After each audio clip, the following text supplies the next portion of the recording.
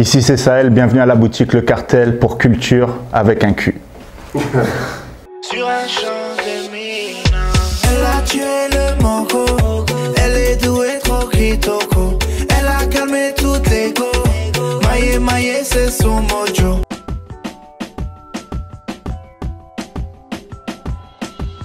En fait, nous on a immigré avec ma famille, j'avais 9 ans. J'arrive en 96 au Québec, première fois. Le premier hiver qu'on vit, c'est la tempête de verglas. C'était dingue. Moi j'étais content de rater l'école parce que conditions météorologiques obligent. Mais je sais que ma mère, qui était séparée de mon père, genre à ce moment-là, l'a très mal vécu. Puis dès que l'hiver a fini, on s'est dit bon ben on retourne au Niger, tu sais, parce qu'on passait de 40 degrés à l'ombre à moins 40, en plus du verglas partout. On s'est dit chaque hiver c'est comme ça va être chaud, tu vois. Pour compléter notre immigration, on a fait plusieurs allers-retours. Et moi je pense à 14 ans, je reviens ici, puis j'ai mon pote Youssef qui habite Côte-des-Neiges, donc on est à 2 coins de rue, puis on se voyait souvent. Et je vois que le gars il rappe, tu vois, je le vois genre il fait des trucs, des morceaux et tout. Puis en fait c'est le cousin de Vai qui à l'époque rappait, avait son studio et tout. Et ça m'a tellement fasciné parce que moi en Afrique je voyais les clips sur MCM, tu vois. Mais je me disais ça c'est l'Amérique, mais c'est l'Amérique que je pourrais jamais atteindre. Jamais de ma vie je pourrais être dans un clip, jamais je pourrais en réaliser un. Je sais même pas c'est quoi cet univers. Et juste d'avoir quelqu'un qui avait une porte là-dedans, c'est à ce moment-là que j'ai su que genre je voulais y rentrer d'une manière ou d'une autre, tu vois. Puis pour des raisons familiales, j'ai dû retourner là-bas, ce qui était très dur. Et à 16 ans, tu vois, je devais même pas revenir, mais j'ai convaincu mes parents. Je leur ai dit je vais venir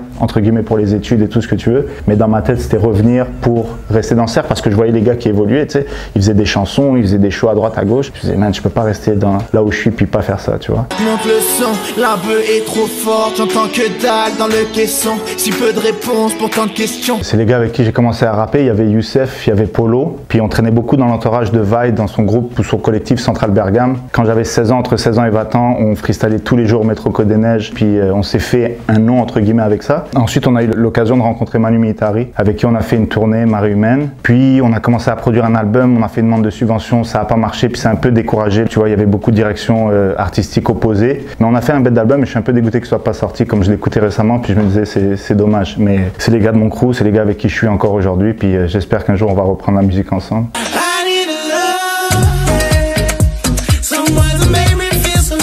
Ouais, et qui chante en anglais d'ailleurs, ça c'est spécial parce que Polo il chante pas en anglais d'habitude, mais Polo c'est un gars de vibe, c'est-à-dire tu le mets en studio, j'ai jamais vu un gars qui écrit aussi vite, aussi bien, qui a un putain de flow genre. Puis cette prod là c'était une prod de mon boy Momo qui est là, puis Polo est arrivé, il a juste posé en anglais, c'était bon, catchy, on s'est dit on le garde, tu vois.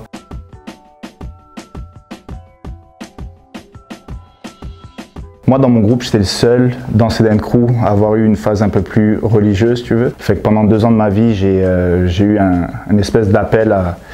Je peux pas te dire c'est quoi, mais c'était une recherche d'identité. Moi, je suis né musulman, mais je savais pas ça voulait dire quoi. T'es loin de chez toi, tu lis beaucoup de choses sur Internet, et on est aussi la génération post-11 septembre, c'est-à-dire tous au même âge, on s'est posé les mêmes questions, tu vois. Je suis rentré à fond dedans, et franchement, au début, c'était un bien pour moi, parce que j'étais un gars qui sortait beaucoup, je travaillais en boîte de nuit, j'étais tout le temps défoncé, puis le fait d'arrêter, puis j'ai commencé ma prière, ben, moi, je me suis dit, c'est ça qui me rend mieux, tu sais. En fait, j'étais juste en train de dessouler de la veille, tu vois. Après 1 an et demi, je sais pas comment dire, ça me satisfaisait plus, tu vois. Puis j'avais arrêté la musique, était ma passion, je voyais beaucoup moins de monde, j'avais une meuf, ça allait pas trop bien à cause de ça, tu vois, parce qu'elle comprenait pas le délire. Puis petit à petit, en fait, aussi grâce à mes parents qui sont des musulmans, ils m'ont dit, tu sais, il y a des choses c'est la politique, puis d'autres choses c'est la religion, tu vois. Et petit à petit, j'ai commencé à réécouter de la musique, je suis allé en République Dominicaine, puis j'ai pris mon premier verre au bord de la piscine, puis je suis retombé un peu dans un créneau plus normal, tu sais. Mais il y a plein de gens, ils pensent que la religion, quand tu tombes dedans, c'est quelque chose de mauvais. Moi, ça m'a fait beaucoup de bien. Et la plupart des gens que je connais, qui sont religieux, qui pratiquent leur religion à fond, ils sont pas en porte-à-faux face à la société. Ils vivent intégrés dans la société, c'est juste qu'ils ont la religion en plus, tu vois. Mais moi, ça m'a fait du bien un moment donné, ça me faisait moins de bien, puis je me suis écouté, tu vois. Pendant que je suis dans ma phase religieuse, je travaille en radio, mais il n'y a personne qui sait que je suis dans une phase un peu religieuse. Je faisais mes 5 prières par jour, même quand j'étais à l'université, j'allais dans une cage d'escalier, et à Radio-Canada, j'allais dans des studios qui n'étaient pas occupés, tu vois. Mais ça, personne ne le savait à l'époque.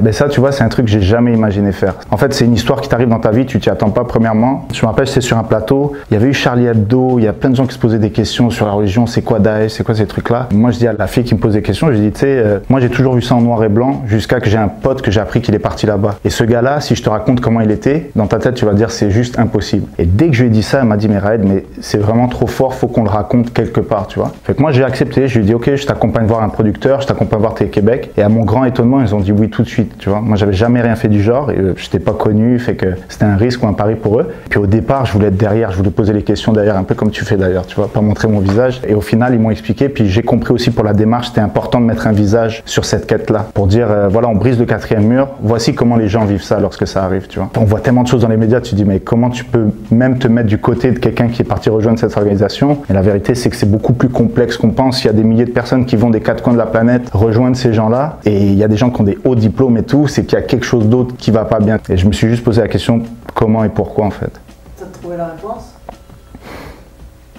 Encore aujourd'hui, tu vois, il y a plein de zones d'ombre, mais je pense que c'est des gens qui foncièrement n'arrivaient pas à se trouver un but dans la vie, tu vois. Et lui, c'était un peu comme devenir un homme d'une certaine manière d'aller là-bas, tu vois. Mais un truc qu'on n'avait pas raconté dans le documentaire, c'est qu'il y avait aussi une histoire d'amour derrière. Il y a beaucoup de gens qui partaient comme Roméo et Juliette, dans, je veux dire, un amour impossible, mais on va aller jusqu'au bout, tu vois. Puis on est dans une époque où tout est vide, c'est-à-dire il y a plus de transcendance, t'as pas de but commun pour la société. Il faut que tu trouves ton but à toi, tu vois. Mais chaque cas est différent, tu peux pas faire une généralité sur...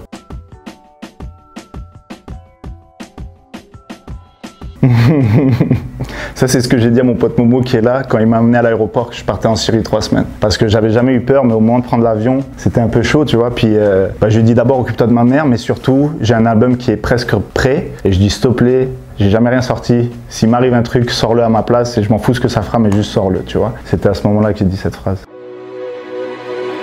Elle me dit je t'aime, je réponds lol. Chérie, moi j'aime que les dollars.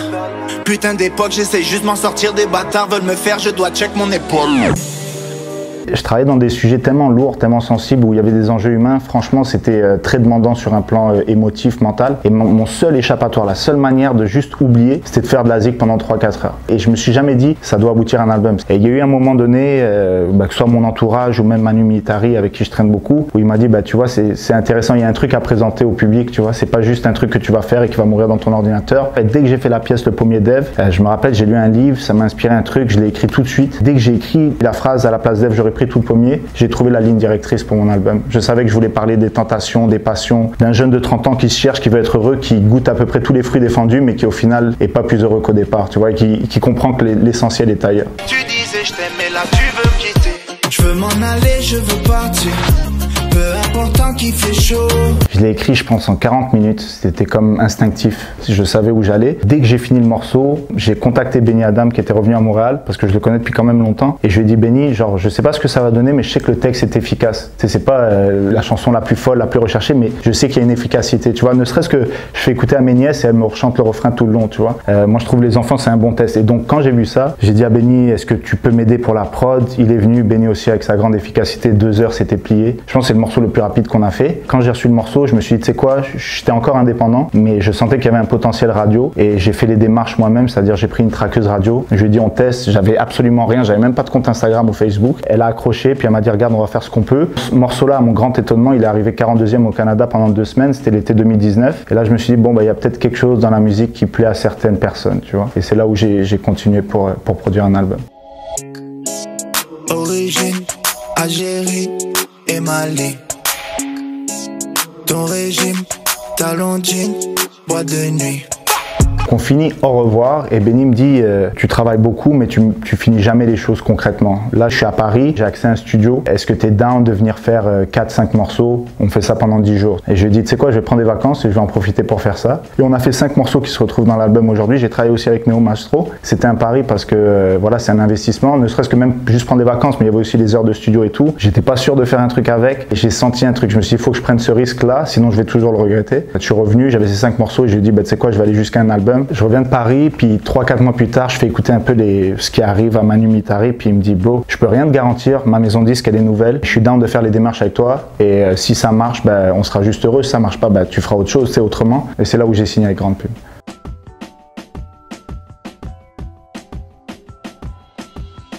Mais Ice and Film, je les ai rencontrés en 2012 à travers Youssef Night parce que je voulais faire un vidéoclip et pour moi c'était le meilleur qu'il y avait en ville. On a connecté à ce moment-là, puis après j'ai commencé à travailler avec Ice and Film, on allait au Maroc, on a fait Soulja, Manu Militari. Je travaillais vraiment dans la prod, tu vois, côté scénarisation, aide sur le plateau et tout. Et jusqu'à aujourd'hui, je travaille encore avec eux, je collabore encore avec eux, quoi. Tout ce que je souhaite en fait c'est mettre mes parents sur une île, mais je sais pas combien de temps il reste avant que ça devienne possible.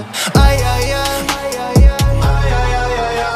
il y a beaucoup de gens qui me parlent de ça, mais moi je suis pas Daft Punk ou Mylène Farmer là. Je pense pas qu'il faut que je me cache parce que les gens vont me reconnaître, ça n'a rien à voir avec ça. C'est juste que je voulais vraiment mettre la musique de l'avant. Aujourd'hui, tous les clips qu'on voit, c'est les gars qui sont devant un cam, mais c'est très bien, puis je vais en faire aussi, tu vois. Mais je voulais commencer différemment, je voulais avoir une signature un peu originale et je voulais laisser le son parler, puis carrément que ça devienne une question, genre c'est qui est derrière ça, tu vois. On l'a fait pour Aïe Aïe Aïe avec Seth parce que c'était un scénario, ça marchait bien. Dans Coller Coller, je me suis mis dedans, mais comme à peu près tout le monde, il y avait juste hashtag Sahelistan, fait que les gens qui regardent, ils auraient compris. Puis là, Mojo, ben, je suis là, mais comme c'est un chilling, comme c'est une vibe, c'est un party, ben, je suis là comme tout le monde, tu vois. Même Benny qui chante dans le morceau, on a aucune perfo live, si tu veux. C'est vraiment plus en mode concept.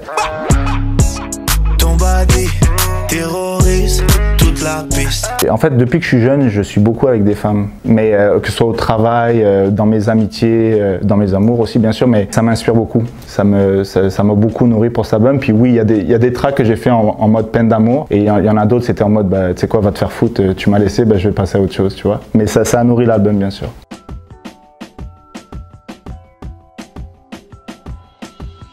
J'ai rencontré la plus belle femme du monde. Une fois, je rentre à 8h du matin à Radio-Canada, puis je travaille pour une émission radio, ils me disent « Yo, faut faire une espèce de vox pop avec des gens connus, dont Monica, puis ils ont accepté que tu ailles la voir et que tu lui demandes c'est quoi le livre que tu lis en ce moment. » C'était Faut plus en lire l'émission. Écoute, je viens de me réveiller, je suis encore défoncé de la veille, genre mal habillé, pas rasé, rien. Je pars avec mon petit micro.